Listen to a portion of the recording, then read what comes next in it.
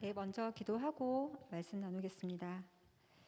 하나님 감사합니다. 주님이 사랑하는 젊은이들이 이 시간 주님을 사모하여 이곳에 모였습니다.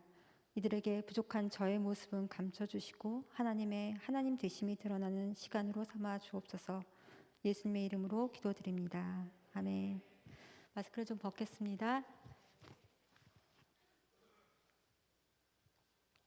예, 반갑습니다. 저는 올해 1월부터 사랑의 교회 유아부를 담당하고 있는 김선지 전도사입니다.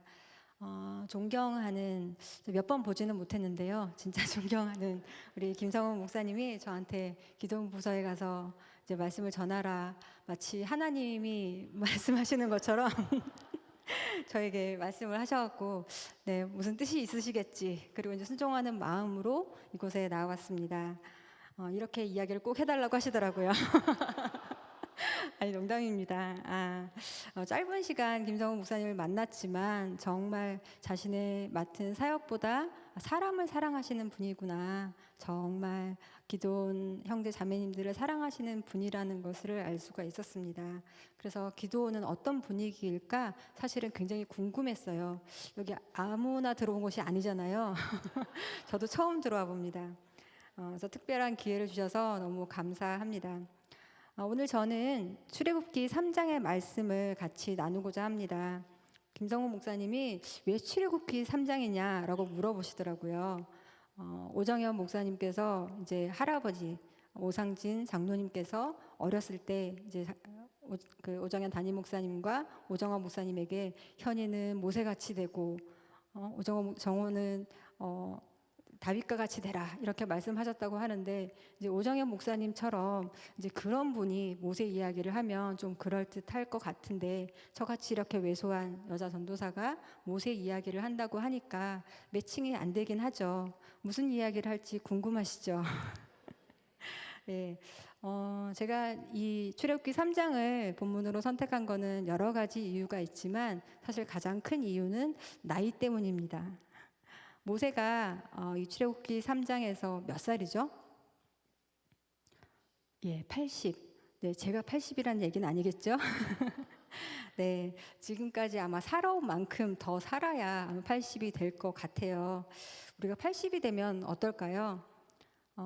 80. 네, 이 중에 80은 안 계시는 것 같은데 80이면 사실 누가 봐도 노인입니다. 모세는 시편에서 우리의 연수가 70이요 강건하면 80이라도 그 연수의 자랑은 수고와 슬픔뿐이요 신속기간이 우리가 날아가나이다 라고 말했습니다. 그러니까 80이라는 나이는 당시로서는 살 만큼 산 나이라는 거죠. 내게 허용된 시간이 이제 다 끝나가는 시간입니다. 자신의 동족을 학대하던 애굽 사람을 때려 죽였던 혈기왕성했던 그 40살 모세는 어느새 세월이 바람처럼 지나가서 언제 죽어도 사실 별로 이상하지 않는 80세의 나이가 된 거죠. 위인전기에 나오는 그런 위인들처럼 모세는 특별한 출생의 이야기를 가지고 있습니다. 또 애굽의 궁전에서 왕자로 자랐고요. 하지만 이제 모세는 더 이상 애굽의 왕자도 아니고 또 그는 오히려 살인자요, 미디안 광야에 쫓겨서 도망친 도망자입니다. 그리고 양을 치는 일개의 목자입니다. 그것도 자신의 양도 아니고 장인 이드로의 양을 치는 그런 목자가 되었죠.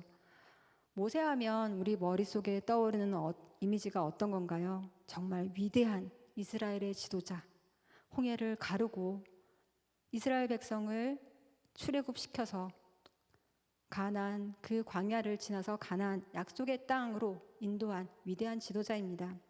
그런데 그런 이미지와는 정반대의 이미지가 이 출애굽기 3장에 있습니다. 나이 80이 되도록 이루어 놓은 건 아무것도 없죠. 자신의 것이라고는 없습니다. 오히려 특별한 출생의 이야기, 이런 것이 있다는 게 오히려 민망해지는 그런 모습이에요. 우리는 자꾸 나중의 이야기로 앞의 이야기까지 다 이렇게 덧칠해버리는 그런 경향이 있는데, 이 3장 이후의 사건을 우리가 모른다면 지금 출애굽기 3장에 서 있는 모세의 모습은 정말 이렇게 처량한 신세가 없습니다. 바람맞은 풍선같이 이렇게 다 기운 빠진 그런 모습이죠. 정말 우리의 미래의 모습은 이런 모습이 아니었으면 좋겠다 하는 그런 모습입니다.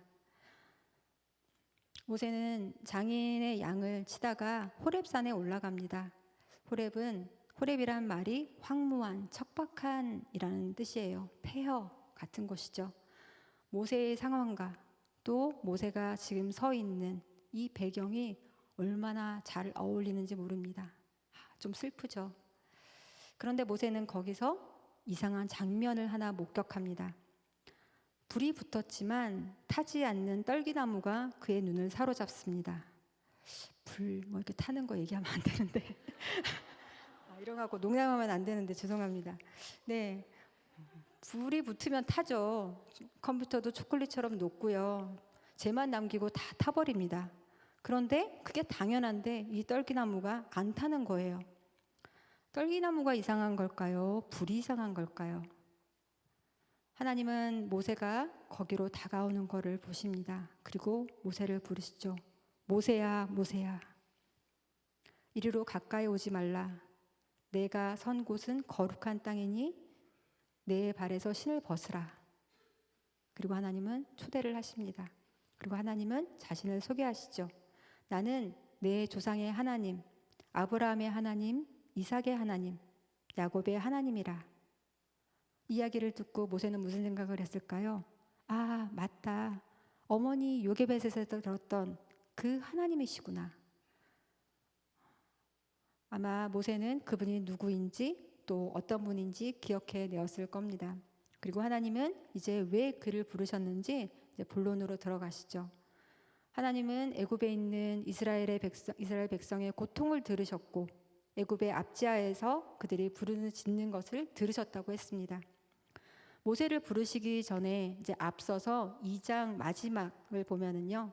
24절 25절에 하나님이 그들의 고통 소리를 들으시고 하나님이 아브라함과 이삭과 야곱에게 세운 그의 언약을 기억하사 하나님이 이스라엘 자손을 돌보셨고 하나님이 그들을 기억하셨더라 라고 기록되어 있습니다. 본문에 들으시고 기억하시고 돌보시고 기억하셨다라는 그 앞에 하나님이 이렇게 4번 강조된 게 들리시죠? 하나님은 우리의 고통을 외면하지 않으시고 내버려 두지 않으시는 하나님이시라는 거죠. 이것이 모세를 찾아오셨던 이유였습니다. 모세야, 내 백성이 말이야. 애굽에서 정말 고생하고 있더구나. 내가 그들이 고생하는 것을 보았다. 내가 보고 있다. 모세야, 그들이 부르짖는 것도 내가 들었다. 그 고통을 내가 모른 채 할 수가 없다. 그러니 모세야, 내가 내려가서 그들의 손으로부터 그들을 구해내겠다. 모세야, 네가 바로한테 가서 내 백성을 좀 데리고 나오너라. 그런데 저는 읽다가 이 본문이 번역이 잘못됐거나 아니면은 오타가 있는 줄 알았어요. 모세야 라고 부르셨으면 뭐라고 저한테 말씀을 하셔야 될 거 아니에요. 선지야 불러놓고 선지야 그래 네가 뭘 해라 라고 얘기를 할 텐데 여기서 모세야 라고 얘기를 하셔놓고 내가 내려가서 라고 말씀하십니다. 이때 나는 누구죠? 네, 하나님이세요. 그러면 하나님이 직접 내려가셔서 이스라엘을 구해내겠다고 말씀을 하세요. 그런데 도대체 모세는 왜 부르신 걸까요? 뭐 우리야 자 친구를 불러서 내가 이런 사업을 구상을 하고 있는데 이거 너 같이 안 해볼래? 이러면서 이제 부를 수는 있겠죠. 그런데 이 말씀을 하시는 분은 하나님이시잖아요. 하나님이 하시겠다 그러면 끝나는 거 아닌가요? 다 하실 수 있는 전능하신 하나님이 모세를 불러놓고 내가 내려가서 이 백성을 데리고 나오겠다라고 말씀을 하세요. 그런데 뒤에 말은 더 앞뒤가 안 맞아요. 모세야, 네가 바로한테 가서 내 백성을 좀 데리고 나오너라. 아니 하나님이 내려가시겠다면서요. 하나님이 하시겠다면서요. 그런데 모세에게 또 네가 바로에게 가서 내 백성을 데리고 나오라고 말씀하십니다. 하나님은 왜 하나님의 일을 하시면서 이렇게 사람을 불러다가 굳이 시키시는 걸까요? 그리고 사람을 불러 일을 시키시려면 좀 힘 좋고요. 또 뭐라도 할 수 있는 에너지 넘치는 때에 사람을 부르실 것이지 왜 이제 죽을 날을 기다리고 있는 모세에게 이제야 나타나셔서 일을 시키시는 걸까요? 그러니까 모세의 반응이 시큰둥하게 당연한 것 같아요. 내가 누구이기에 바로에게 가며 이스라엘 자손을 애굽에서 인도하여 내리이까? 상상을 좀 해봅시다. 이 말을 하는 모세는 어떤 톤으로 얘기했을까요? 내가 누구이기에? 1번 공손하게, 그래도 하나님이시니까. 2번 어이없다는 듯이. 3번 화가 나서. 네, 이건 천국에 가서 확인해 보기로 하고요. 아무튼 모세의 마음은 이 말을 할 때 절대 기쁘거나 감격스러운 것은 아니었던 것 같아요. 모세 자신은 바로 앞에 설 자격도 없고 이스라엘 자손을 애굽에서 인도해 날 만한 실력도 없다는 거죠. 여기다 대고 아니야 모세, 넌 아직 괜찮아. 너 그래도 애굽에서 40년 동안 왕자로 얼마나 엄격하게 훈련을 받았냐. 나이는 숫자에 불과해. 이제부터 인생은 시작이야. 왕궁에서 배운 것들 너 머리 좋잖아. 조금만 기억해내면 다 기억할 수 있어. 그걸 사용해서 넌 할 수 있어. 자, 모세 화이팅! 이렇게 얘기한다고 위안이 될까요? 말하는 사람의 의도를 잘 파악해야 되는데 모세가 내가 누구이기에 바로에게 가며 이스라엘 자손을 애굽에서 인도하여 내리이까? 라고 하는 것은 진짜 궁금하거나 내가 누군지 아세요? 내가 누구인지 말씀해 주실 수 있나요? 라는 궁금증에서 나온 질문이 아니죠. 또 자신의 능력을 확인받고 싶어서 했던 질문도 아니었습니다. 질문이 아니라 하나님, 난 못 갑니다. 라는 반항이었던 것 같아요. 내가 누구이기에 이 말에 정말 깊은 정말 원망 한 보따리가 같이 나오는 것 같아요. 하나님, 내 꼴이 안 보이십니까? 날 좀 보고 말씀하세요. 전 이미 늙었습니다. 죽음을 바라보는 나이라고요. 더 이상 애굽의 왕자도 아니고요. 지난 40년간을 도망자로, 살인자로 이 미디안 땅에서 살았습니다. 장인의 양이나 치고 있는 제가 무슨 자격이 있어서 바로 앞에 가고 나에게 등 돌린 이스라엘 민족을 무슨 수로 인도합니까? 말도 안 됩니다. 2절이 있습니다. 그리고 하나님, 이렇게 찾아오실 거면 40년 전에 오셨어야죠. 아니, 제가 이 미디안에서 양을 치며 세월을 낭비하는 동안 이 긴 세월 동안 저를 혼자 내버려 두시더니 애굽에 있는 이스라엘 민족을 보시고 그들의 부르짖음을 들으시면서 그들의 고통을 아시는 분이 왜 제 고통은 모르시고 듣지 않으시고 응답하지 않으셨습니까? 제가 조금이라도 젊었을 때는 내버려 두시고 이제야 오시는 이유가 뭐죠? 하나님, 너무 늦었습니다. 전 아무런 힘도 남아있지 않습니다. 저는 못합니다. 내가 누구이기에? 라는 말을 들여다보면 모세의 원망과 한탄이 가장 메아리치는 것 같습니다. 떨기나무 같은 관목만 무성한 이 황량한 호렙산의 말이죠. 불경한 말인 줄 알지만 호렙산에서 모세를 부르시는 이 하나님을 보면서 저는 하나님이 좀 짓궂으신 하나님이시다라는 생각을 했습니다. 기도원 청년들에게 하나님은 어떤 분이셨나요? 하나님은 정말 그렇게 늘 친절한 분이셨나요? 저는 모태신앙이 아닙니다. 아니, 교회를 잘 다니던 애들도 대학에 가면 교회를 떠난다고 하는데, 그만둔다고 하는데, 저는 안 믿는 가정에서 태어나서 대학 입학을 하면서부터 사실은 교회를 다니기 시작했어요. 저희 부모님은 교회도 안 다니시고 절도 안 다니셨어요. 모든 종교는 다 좀 부정을 하셨고 믿는 건 오직 자신뿐이었어요. 우리 아버지는. 그래서 열심히 노력하면 무엇이든 할 수 있다. 나폴레옹이 당신의 우상, 이제 롤 모델이었던 거죠. 그래서 고등학교 때 제 좌우명도 그랬습니다. 내 사전엔 불가능이란 없다. 내 열심과 내가 가진 잠재력을 믿고 열심히 살면 성공할 수 있다고 생각을 했습니다. 그런데 고3 올라갈 때였는데요. 제가 요 근처 S여중, S여고를 나왔습니다. 근데 그 학교에서 매년 발행되는 교지가 있어요. 그 교지에 졸업하는 선배들이 후배들에게 남기는 한마디라는 이제 그런 코너가 있는데, 가끔 보면은 굉장히 재치 있는 그런 말들이 있거든요. 그 해에도 제가 이제 고2에서 고3 올라갈 때, 그때 이제 그 졸업하는 선배들이 남긴 그 말 중에 명언 두 개가 아직도 기억이 납니다. 하나는 3년은 짧고 50분은 길다. 와, 이 말을 남긴 이 선배 뭐 하고 있는지 가끔 궁금합니다. 고등학교 3년의 시간을 얼마나 잘 요약을 했는지요. 그리고 또 다른 하나가 내게 능력 주시는 자 안에서 내가 모든 것을 할 수 있느니라. 이 말이 딱 꽂혔어요. 나중에서야 이 말씀이 이제 성경에 나온 말씀이란 거를 알게 됐는데, 그때는요 이제 이 말씀이 너무 좋아서 그냥 딱 보는 순간 반해버렸던 거죠. 그래서 필통에도 막 써놓고 책상 앞에도 써놓고 막 중얼중얼 외우고 다녔습니다.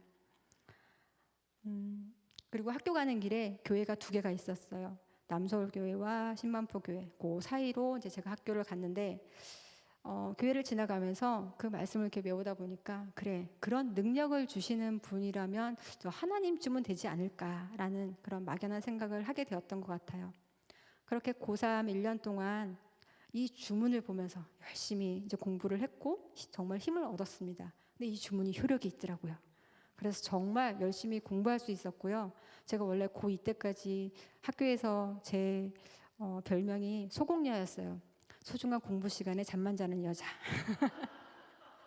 그런데 고3 1년 동안 정말 열심히 공부를 했더니 공부한 만큼 결과가 나오는 거예요. 그래서 성적도 막 오르고 계속 앉아서 공부만 했더니 살도 막 오르고요. 그래서 공부한 만큼 결과가 나오니까 공부가 정말 재밌더라고요. 그렇게 고3 1년을 정말 알차게 저는 신나게 보냈습니다. 그때는 선지원 후 시험이었는데 제가 원하던 S대학에 시험을 쳤고 합격을 했어요. 제 이름에도 S가 들어가고요.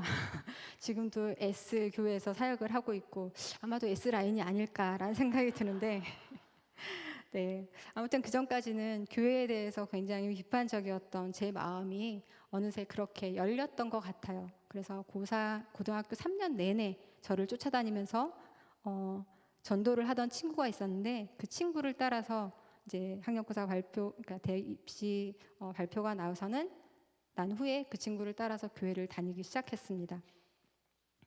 그렇게 제가 처음 만난 하나님은 정말 능력의 하나님, 와, 정말 놀라운 능력의 하나님, 정말 친절한 하나님이셨어요. 기도를 어떻게 할 줄도 몰랐는데요, 그냥 생각하고 바라는 대로 다 들어주시는 거예요. 동네 교회니까 저희 학교 친구들이 많이 다녔어요. 그런데 그 친구들은 엄마, 아빠, 동생, 언니 뭐 다 이렇게 가족들이 나와서 교회 생활을 하는데 너무너무 그게 부러웠어요. 저희 집에서는 아무도 안 다니고 저 혼자 주일날 아침에 예배를 드리러 나와야 했었거든요. 그래서 그냥 막연한 생각에 와, 저 친구들 부럽다. 내가 만일 다른 새로운 가정을 꾸린다면 나도 저렇게 한 믿음 안에 있는 한 믿음 안에 서 있는 그런 가정을 꾸리고 싶다라고 생각을 했었는데, 마침 같은 과에서 선배를 만나서 교제를 했는데 날라린 줄 알았는데 알고 보니 장로님, 권사님 아들이더라고요. 그래서 결혼을 했죠. 네, 제 바보 같은 자랑 좀 할게요. 그래서 결혼도 하고요. 시부모님이 굉장히 이뻐해 주셨습니다. 또 첫 아이도 어렵지 않게 낳았고, 제가 좀 아이를 잘 낳아요. 달란트가 있는 것 같아요. 첫 아이인데도 한 2시간 만에 낳았어요. 그래서 남편과 함께 또 미국으로 유학도 갔습니다. 미국에서도 이사를 2번 했는데 새로운 곳에 갈 때마다 아이를 낳아서 주변 사람들이 더 이상 새로운 곳에 가지 말라고 그래서 딸 아들을 주셨어요. 골고루 주셨어요. 정말 남부러울 것 없었습니다. 저는 하나님이 정말 친절한 분인 줄 알았습니다. 다만 아주 사소한 문제가 하나 있었는데, 남편이 공부를 너무 열심히 이제 공부에 매진을 하다 보니 교회를 잘 안 가려고 하는 거예요. 술도 좀 열심히 마셨네요.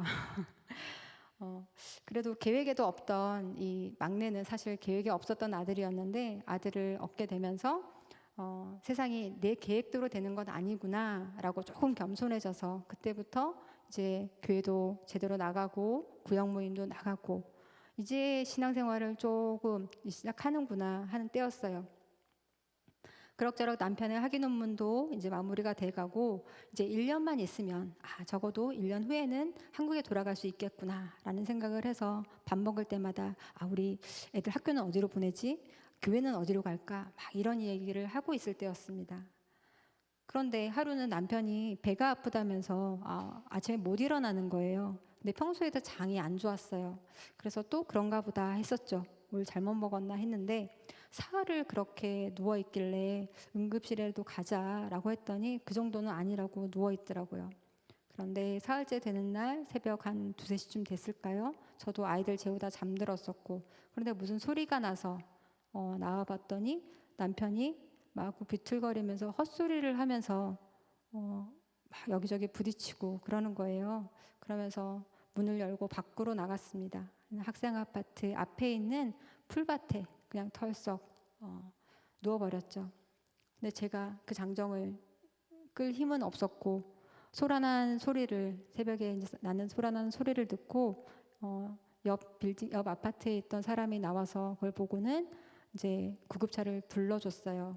그래서 저는 그 사이에 남편이 목마르다고 그래서 물을 가지러 간 사이에 구급차가 벌써 도착을 했고 병원을 치러 갔죠.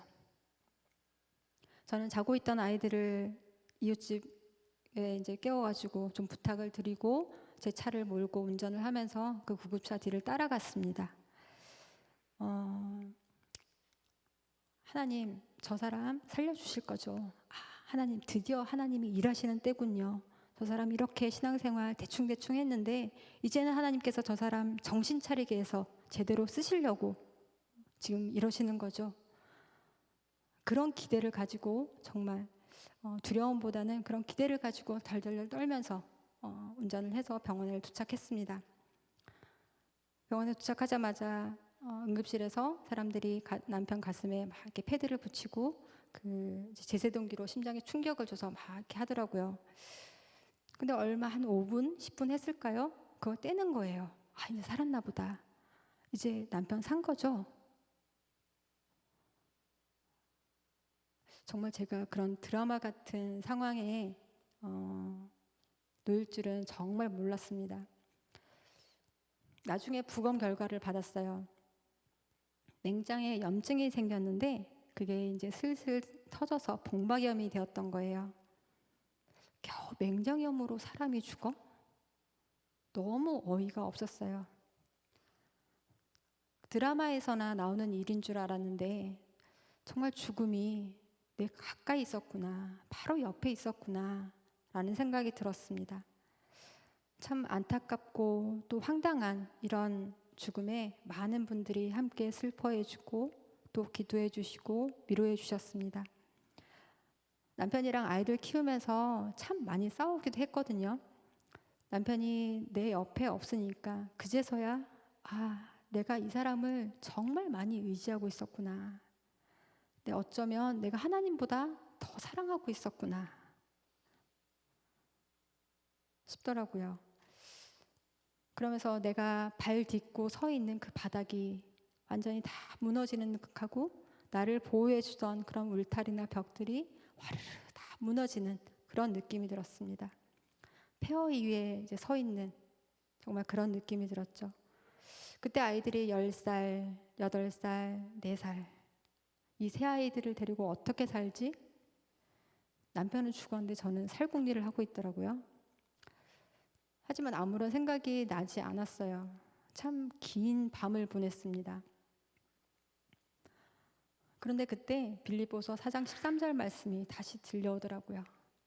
내게 능력 주시는 자 안에서 내가 무엇이든 모든 것을 할 수 있느니라. 근데 그 앞에 이런 말이 있는 줄 몰랐어요. 비천에 처할 줄도 알고 풍부에 처할 줄도 알아. 모든 일 곧 배부름과 풍부와 궁핍에도 처할 줄 아노라. 분명 같은 말씀인데 약 20년 전에 미끼를 물듯 덥석 물었던 그 맛과는 전혀 다른 맛이었어요. 하나님이 이런 분이었어? 하나님이 굉장히 낯설게 느껴지더라고요. 모세도 그런 충격을 받았을 것 같습니다. 모세는 아이들을 죽이도록 명령했던 바로의 아들이 되어서 애굽의 왕궁에서 왕자로 자랐죠. 게다가 그런데 다행히도 정말 엄마가 유모예요. 엄마 요게벳은 레위 지파였죠. 레위 지파가 어떤 지파인가요? 누구보다 하나님을 가까이 모시고 하나님께 드리는 제사를 담당하던 사람들이었습니다. 어릴 적 엄마 요게벳을 통해 알게 된 하나님, 빛이 있으라 하시니 빛이 있고 말씀으로 온 우주를 만드시고 또한 우리를 그분의 형상대로 빚어서 생기를 불어넣으신 정말 생명의 하나님, 아담과 하와로부터 시작해서 끊임없이 죄를 반복하는 사람들, 그 사람들을 길이 참으시고 또 용서하시고 마침내 아브라함을 저 머나먼 땅 우르에서 불러내어 가나안 땅을 약속의 땅으로 주시고 또 그 아브라함에게 쏟아질 듯 무수한 그 밤하늘을 보여주시면서 네 자손이 이같이 많을 것이다 약속하셨던 하나님, 요셉을 통해서 야곱과 그의 가족을 큰 기근으로부터 보호해 주시고 또 이 애굽 땅에서 번성하도록 이끄신 하나님, 참 위대하고 멋지고 친절한 하나님이었는데 무엇보다 그의 출생의 과정이 하나님의 그 능력의 증거였잖아요. 모세, 너는 정말 특별한 아이야. 너는 물에서 건짐을 받은 아이란다. 네 이름 속에 하나님의 계획이 있단다. 엄마는 아마 이렇게 얘기를 해줬을 거예요. 엄마로부터 이런 교육을 받고 자랐던 모세였을 텐데 왕궁에서 벗어난 모세의 삶에서 직접 경험한 하나님은 정말 전혀 딴판이었죠. 동족 이스라엘 사람은 애굽 사람에게 학대당하고 있었습니다. 이걸 보니 의분이 일었을 거예요. 그래, 내가 저걸 처리해야지. 참을 수 없어서 애굽 사람을 쳐 죽였어요. 하나님이 자신을 특별한 계획 가운데 이스라엘을 구원할 지도자로 세우셨다면 바로 이 기회구나. 바로 그 사람이 나타났구나. 사람들이 와 몰려서 정말 지도자로 우대할 줄 알았는데, 이렇게 세울 줄 알았는데 환영은커녕 당신이 무슨 자격으로 무슨 권위로 참견을 하느냐, 거부당하죠. 그 길로 모세는 멀리 미디안 땅으로 도망갑니다. 그리고 40년이 흘렀습니다. 40년간 하나님이 침묵하신 거죠. 4일도 아니고 4년도 아니고 무려 40년. 우리가 살아온 그 세월을 하나님이 침묵하셨다 생각을 해보세요. 너무 끔찍하지 않나요? 제가 이 본문을 다시 제대로 보게 된 게 10년 전, 제가 40살 때였어요. 제가 몇 살인지 아시겠죠? 그때 남편 소천 후에 귀국해서 사랑의 교회를 다니고 있었습니다. 그때 하나님이 저를 부르신다는 것을 알았어요. 제 전공이 원래 고고학이었거든요. 고고학이 원래 주로 땅을 파서 이렇게 그 속에 묻혀 있는 유물과 유적을 이제 연구하는 그런 학문이잖아요. 그런데 저에게 말씀하신 분이 땅만 파지 말고 말씀을 좀 파보라 이렇게 말씀을 하시더라고요. 그래서 처음엔 그걸 은유적으로 열심히 성경 보라는 얘기구나 라고 들었는데 그런 가벼운 말씀이 아니라는 걸 점점 시간이 갈수록 알게 됐어요. 그러면서 기도를 했죠. 그런데 기도라기보다는 하나님께 막 따졌던 것 같아요. 모세가 이 호렙산에서 하나님의 부르심을 받고 내가 누구이기에 라고 했던 것처럼 하나님께 막 따졌던 것 같아요. 하나님, 제 나이가 벌써 40입니다. 대학 들어간 20살 때부터 지금 40살이 될 때까지 20년간 저는 이 공부만 했습니다. 정말 이 공부만 해야 되는 줄 알고 딴 데 안 쳐다보고 이 공부만 했습니다. 다른 건 할 생각도 안 하고 할 줄도 모르고요. 잘하지도 못하고 열심히 하지도 못했지만 새 아이를 낳고 키우면서도 포기하지 않고 지금까지 이 공부를 잡고 왔습니다. 그런데 하나님이 남편도 먼저 데려가시고 저 혼자 이 세 아이를 키우면서 공부를 해야 되는데 모아놓은 돈도 없고요. 지금 와서 제가 딴 거를 하라고요? 딴 거를 시작하라고요? 게다가 신학을요? 사랑의 교회 목사님들 보세요. 얼마나 찬양도 잘하고 말씀도 잘하고. 저는 그런 사람 못 됩니다. 하나님이 더 잘 아시잖아요. 저는 아닌 것 같아요. 하나님이 번지수로 좀 잘못 아신 것 같습니다. 사실 근데 남편이 소천한 후에도 사실 이렇게 하나님한테 따지진 않았어요. 남편 소천한 후에는 제가 어떤 마음으로 살았냐면요. 야, 내가 남편이 없지 가오가 없냐? 그래도 S대 나오고 유학도 갔다 오고 시부모님, 친정부모님 다 건강하게 살아계시고 우리 네 식구 굶겨 죽이실 만큼 뭐 그렇게 형편이 안 좋은 것도 아니고 아이 셋과 함께 살 집도 있겠다. 내가 뭐가 부족하다고 내가 꿀리고 살아? 라는 생각을 했습니다. 그런데 남편 소천 후에 딱 1년 후에 1년이 지났을 때였어요. 여름에 이제 미국에 있는 신우집에 아이들을 데리고 한 2주간 지내러 갔습니다. 그런데 거기서 막내 아들이 동네 수영장에서 물에 빠지는 일이 있었어요. 다행히 조카가 애가 안 보이는 걸 알고 수영장 바닥에서 이 아이를 건져낸 거예요. 마침 제가 그 미국 여행을 가기 전에 막내 어린이집에서 이제 응급처치하는 법 있죠.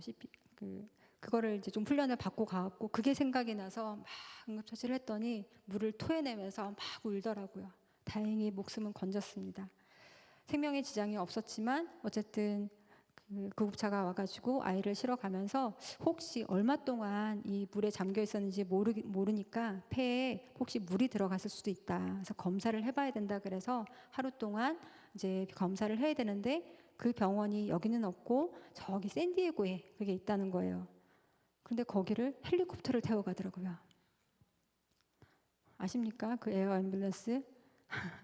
우리 아들은 자기는 헬리콥터 타봤다고 되게 좋아하는데 그래서 무사히 아들은 아무 이상이 없었어요. 이제 수업 때문에 핏줄이 터져서 눈이 빨개진 거 말고는 아무 이상이 없었어요. 그런데 그 이후에 이제 문제는 병원 비용이었어요. 병원비였어요. 이 미국 그 의료 시스템이 얼마나 고약하냐면요. 일단 병원 비용 다 따로 나와요. 의사 만남 비용 다 따로 나와요. 약 처방 받은 거 따로 나와요. 구급차 부른 거 따로 나와요. 헬리콥터 비용만 25,000불. 그 비용이 정말 어마어마했습니다. 내 거라고 생각했던 정말 알량한 재산도 사라지는 건 한순간이구나. 시부모님, 친정부모님께도 말씀을 드릴 수가 없었어요. 왜냐하면 1년 전에 아들을 잃고 아직도 그 충격에서 헤어나지 못하시는 부모님들께 하나밖에 없는 손주가 이런 일을 당했습니다. 병원비를 좀 도저히 이렇게 말씀을 드릴 수가 없었어요. 그분들도 제게는 의지가 될 수 없었고 오히려 이분들이 그 사실을 알게 될까봐 미국에서 한 달이 멀다 하고 이 청구서가 날아오는데요. 이게 뭐냐라고 물어보실까봐 얼마나 심장이 철렁철렁 내려앉았는지 모릅니다. 그런 상황에서 공부가 됐을까요?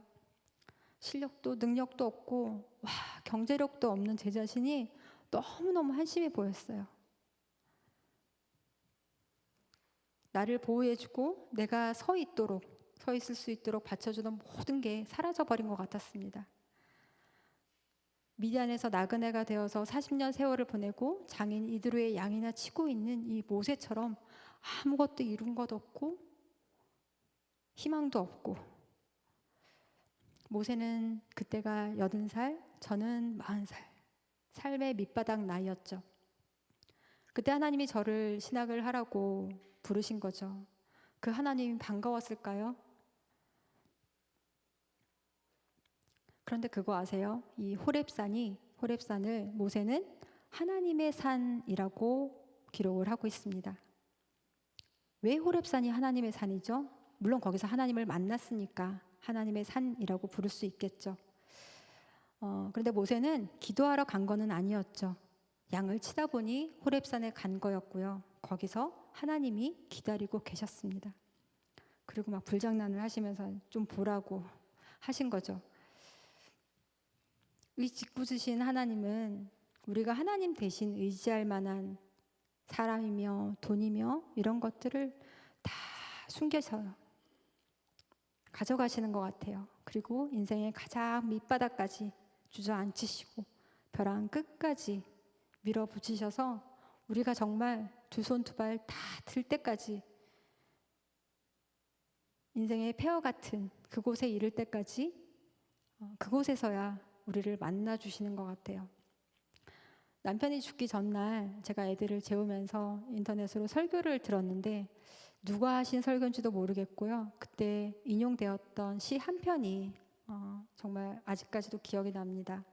로버트 슐러의 절벽 가까이로 부르셔서라는 시인데, 절벽 가까이로 나를 부르셔서 다가갔습니다. 절벽 끝에 더 가까이 오라고 하셔서 더 가까이 다가갔습니다. 그랬더니 절벽에 겨우 발을 붙이고 서 있는 나를 절벽 아래로 밀어버리시는 것이었습니다. 물론 나는 그 절벽 아래로 떨어졌습니다. 그런데 나는 그때서야 비로소 알았습니다. 내가 날 수 있다는 사실을. 하지만 그때는 이 시를 들으면서요, 날기는커녕 정말 까마득한 그런 심연 속으로 제가 꺼져 들어가는 그런 느낌이 들었었습니다. 내 인생이 이렇게 무거운데 내가 날 수 있다고? 진짜 내게 날아오를 날개가 있다고? 믿을 수가 없었습니다. 모세와 저의 이런 항변에 하나님은 뭐라고 대답하실까요? 예히마크, 내가 반드시 너와 함께 있으리라. 하나님이 이렇게 말씀하십니다. 근데 제가 원하는 대답은 그게 아니었어요. 그래, 내가 너에게 지금 이런 특별한 능력을 줄 거야. 그전에는 없었지만 자, 내가 줄 테니까 이걸 가지고 그래, 이걸 하면 돼. 이 사역을 하면 된단다. 앞으로 너는 이런 인사를 가지고 이런 성공을 할 거야. 이런 말씀이 듣고 싶었던 것 같아요. 이런 정도는 돼야 안심하고 그래도 한번 도전을 해볼 수 있을 것 같았습니다. 하나님 근데 정말 친절하신 분이죠. 이건 반의법입니다. 반어법인데 예헤임마크, 내가 너와 반드시 함께하리라. 무슨 말씀이시죠? 모세야, 이 일은 네가 혼자 하는 게 아니란다. 네 실력으로 하는 게 아니란다. 걱정 마. 내가 항상 너와 함께 있으마. 내가 너의 자격이 되고 내가 너의 능력이 될 거란다. 하지만 우리처럼 실패를 경험하고 상처 많은 모세는 이 말 한마디에 이렇게 움직이지 않습니다. 하지만 하나님은 끝까지 끈질기게 모세를 설득하시죠. 그게 3장 이후 저희가 읽은 이후의 본문의 이야기입니다. 하나님이 안 부르셔도 내가 하나님 하겠습니다 하는 사람도 많고요.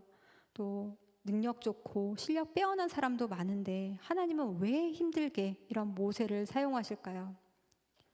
전 그게 참 궁금했고 그랬습니다. 하지만 끈질긴 하나님은 기어이 모세를 설득해서 그를 사용하십니다. 모세는 마침내 하나님이 쓰시는 지팡이가 되죠. 하나님의 도구가 되는 겁니다. 이제 고고학에도 여러 전공이 있는데요. 세부 전공이 있는데 저는 도구, 특히 돌로 만든 도구, 석기를 연구를 했었습니다. 신석기 시대니까 나무나 뼈나 이런 도구들은 별로 남아있지 않고 석기들만 잔뜩 남아있거든요. 그런데 이 도구는 혼자 일하지 않습니다. 그것을 손에 쥔 사람이 그것을 사용하는 거죠. 그런데 이 도구는 만약에 칼이라고 해봐요. 칼이 강도의 손에 쥐어져 있다면 어떨까요? 사람을 상처 입히는 도구가 되겠죠. 죽이는 도구가 될 텐데 의사의 손에 들리면 비록 잠깐 살을 째는 아픔이 있을지라도 그 사람을 치유하고 살리는 도구가 됩니다.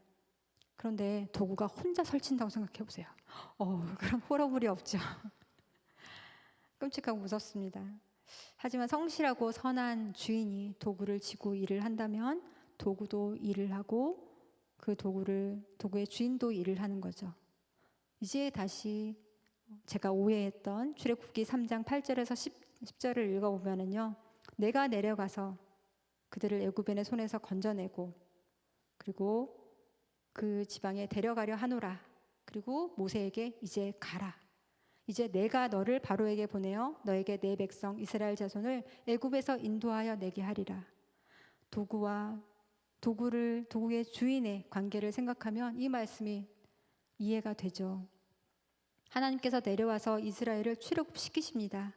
그런데 모세가 하나님의 도구가 되어서 바로에게 가서 하나님의 백성을 인도해 내는 거죠. 그런데 가끔요, 돌 중에서도요, 자기 결대로, 그러니까 본래의 결대로 쪼개져 가지고 제작자가 의도하는 대로 쪼개지지 않는 그런 돌들이 있어요. 좀 힘든 그런 고약한 돌이죠. 그럴 때는 그 돌을 불에 달군 후에 떼내기도 합니다. 그러면 돌을 떼어내기가 훨씬 수월해져요. 너무 크면 적당한 크기로 깨서 또 만들고요. 또 날을 만들기 위해서도 사용하다가도 날을 만들기 위해서 이제 크게 떼고 또 작게 떼어내고 또 사용하다가도 날이 무뎌지면 또 이제 새 날을 만들기 위해서 또 떼어냅니다. 그렇게 도구로 사용되고 만들어지고 다듬어지듯이 모세의 미디안 광야 40년의 시간은 앞으로 출애굽하여 홍해도 가르고 40년 광야를 헤쳐나가야 할 이스라엘 백성을 인도해 내기 위해서 모세가 자신의 결대로 싸우지 않고 하나님의 뜻대로 쓰임받을 도구가 되기 위해서 준비되었던 시간인 거죠. 그리고 40년 동안 모세가 그렇게 준비되는 동안 하나님은 모세를 미디안 광야에 던져주고 잊어버리신 것이 아니었습니다. 참고 또 참고 모세를 기다려주신 시간이었습니다. 아이를 키우다 보니까 제일 힘든 게 기다리는 거더라고요. 부모님들이 화를 내는 것도 사실은 기다리지 못해서 그래요. 쉽게 포기하고 또 우리는 그러다 잊어버리고 그 약속을 지킬 능력이 없습니다. 하지만 하나님은 40년, 아니 400년 그 약속을 기억하고 계시다가 그 약속을 잊지 않고 신실하게 이루시는 분이죠. 그리고 마침내 그 긴 시간을 뚫고 우리에게 약속하신 메시아 그리스도, 예수 그리스도를 우리에게 보내주셨습니다. 그리고 우리는 그분을 만나고 이 자리에 있는 거죠. 국악을 했던 저는 이제 시기를 구분하는 버릇이 있습니다. 이제 뭐 신석기, 구석기 이렇게 시기 나누잖아요. 모세의 일생은 40년 단위로 딱딱딱 떨어지는 게 너무 재밌더라고요. 애굽 왕자로 40년, 미디안 광야에서 40년, 그리고 가나안으로 가는 광야 40년. 이 모세를 보면서 저도 생각을 했습니다. 태어나서 처음 20년, 20살이 될 때까지 교회를 가기 전까지는 하나님을 모르고 살았고 또 그 이후 이제 40살에 하나님의 부르심을 받기까지 하나님을 알아가는 세월이었다면 이제 남은 20년은 하나님을 위해 또 하나님께 쓰임받는 삶이 되고 싶다라는 생각이 들었습니다. 그리고 10년이 지났어요. 10년밖에 안 남았습니다. 네. 저도 삶의 기반이 흔들리는 이 일들을 통해서 그곳에서 하나님의 부르심을 받고 또 하나님이 사용하시는 도구가 되기로 했습니다. 특별히 흑요석이라는 이 석재가 있어요. 얘네는 까만 유리질의 돌이에요. 좀 흔히 볼 수 있는 돌은 아니에요. 그런데 이게 유리같이 되게 약해요. 보석은 아니지만 화산지대에서만 이게 생성이 되기 때문에 좀 귀한 석재예요. 그래서 무엇보다도 이거는 유리질이기 때문에 날카로운 날을 만들 수가 있어서 아즈텍 문명 이런 데 가보면은요, 이 흑요석으로 만든 칼이 있어요. 이 칼로 뭘 했냐면 뇌수술을 해요. 심장을 꺼내요. 그런 메스의 역할을 하는 그런 도구를 만들 수 있는 석재거든요. 이렇게 날카로운 날을 만들 수 있는 이유는 자기 결정이 없어요. 자기 결대로 떼지지가 않는다는 거죠. 자기 결대로 떨어지지 않고 제작자가 힘을 주는 만큼, 힘을 주는 방향대로 떨어집니다. 그래서 정말 정교한 석기를 만들 수 있는 좋은 석재이죠. 그것은 얘네들이 이미 이 뜨거운 그 땅 속에서 뜨거운 열에 의해서 다 녹았던 그 용암이 분출되면서 만들어진 석재이기 때문입니다. 그래서 저는 그분이 만든 하나님의 도구가 되는데 특별히 흑요석 같은 그런 흑요석재 도구가 되어야겠다라는 생각이 들었습니다. 물론 가끔 아주 불순물이 가끔 이렇게 나오기도 해요. 또 깨지기도 하고요. 하지만 그럴 때마다 또 아프지만 사람을 살리는 하나님의 손에 붙들린 도구가 되길 여전히 소망합니다. 사랑하는 기도원 형제 자매님들, 여러분도 이미 많은 분들이 하나님의 선한 도구로 또 부르심 받고 쓰임 받고 또 이 자리에 계신 줄 믿습니다. 정말 김성호 목사님이 이건 농담 아니고 정말 칭찬을 많이 하시더라고요. 정말 괜찮은 분들이 많다. 계속해서 하나님의 선한 도구가 되어서 쓰임 받으시길 축복합니다. 혹시 간혹 내가 또 사역을 하다가도 그렇게 사용되다가도 무뎌진 이 나를 날카롭게 만들기 위해서 하나님이 가끔 치실 때도 있을 거예요. 그럴 때는 비명 한번 지르시고 네, 그리고 계속해서 귀하게 쓰임 받으시길 축복합니다. 또 혹시 인생의 호렙산에서 방황하시거나 아직도 그 산을 힘겹게 오르고 계시는 분이 있다면 그곳에서 떨기나무 가운데서 여러분을 기다리시는 그 하나님께 우리의 신을 벗고 다가가시는 여러분들이 되시길 바랍니다. 해가 저물어 갈 때, 정말 이미 늦었다고 생각할 때 우리는 조급해집니다. 또 혹은 포기하게 됩니다. 그런데 조급해하지도 말고 포기하지도 않았으면 좋겠습니다. 그때가 하나님이 일하시는 때이고 하나님을 만날 때라는 것을 기억하셨으면 좋겠습니다. 여러분을 위해서 십자가를 지고 골고다 언덕을 오르신 예수님을 생각하고 또 여러분을 설득하고 여러분을 기다리시는 더 오래 참으시는 그래서 여러분이 다가오기를 지금도 계속해서 눈여겨 보고 계시는 그 하나님께 나아가서 순종하는 착한 하나님의 백성들이 되시길 소망합니다. 예, 우리 오늘 함께 나눈 말씀 가지고 이 시간 같이 기도했으면 좋겠습니다. 한 두 가지를 가지고 우리가 함께 기도했으면 좋겠는데요. 먼저 우리의 능력이 되시고 우리의 자격이 되시며 우리와 함께 하시겠다고 약속하신 주님은 지금도 우리를 홀로 내버려 두지 않습니다. 우리가 하나님을 쳐다보지 않고 우리가 기다리지 못하는 거죠. 우리 삶의 무게에 짓눌리면서도 악착같이 내 힘으로 어떻게 해보겠다 고집부리지 않겠습니다. 결단하는 시간이 되길 원합니다. 주님을 잊고 내가 내 삶의 주인이 되려 했던 시간을 먼저 회개하기 원합니다. 내가 가진 조건 때문에 교만하거나 혹은 포기하고 불평하기보다 우리와 함께 하시는 주님을 기억하고 신을 벗고 주님 앞에 서겠습니다. 결단하는 시간 되길 원합니다. 인생의 척박한 호렙산에서 우리를 불러주시고 우리를 이끌어 주시옵소서. 우리 함께 기도하겠습니다. 하나님 감사합니다. 우리 사랑하는 주님의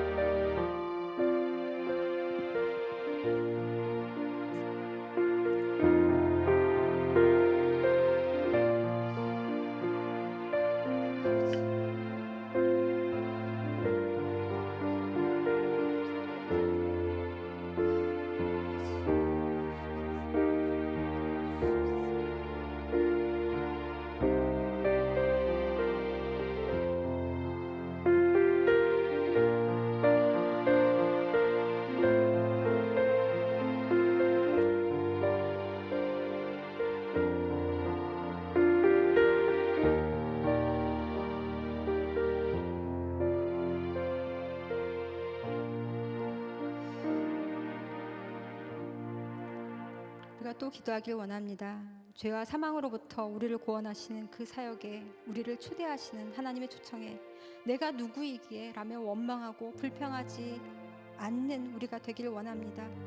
우리가 주님의 사람이 되기를, 주님의 닮은 사람이 되기를 기다리시는 하나님께 나의 삶을 전적으로 의탁하겠습니다. 주님 받아 주옵소서.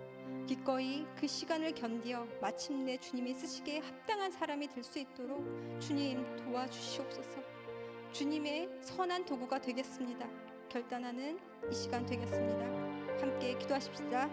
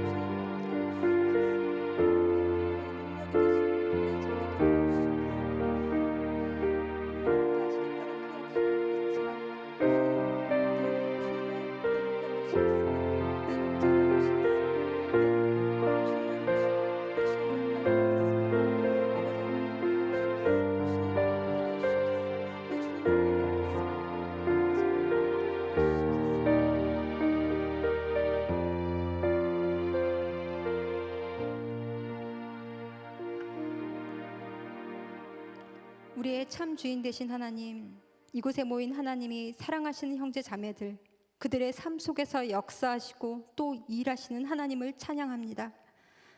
호렙산에서 하나님을 만나고 이후 40년 동안 홍해를 가르고 출애굽하여 하나님의 백성을 가나안 땅으로 인도해 간 위대한 사명을 묵묵히 감당한 모세처럼 이제 우리 앞에 남은 시간도 주님이 우리를 통해 멋지고 아름답게 사용해 주시옵소서. 그렇게 사용해 주실 줄 믿습니다. 우리가 하나님의 선한 도구가 되기를 원합니다. 주님 사용하여 주시옵소서. 이 모든 말씀 예수님의 이름으로 기도드립니다. 아멘.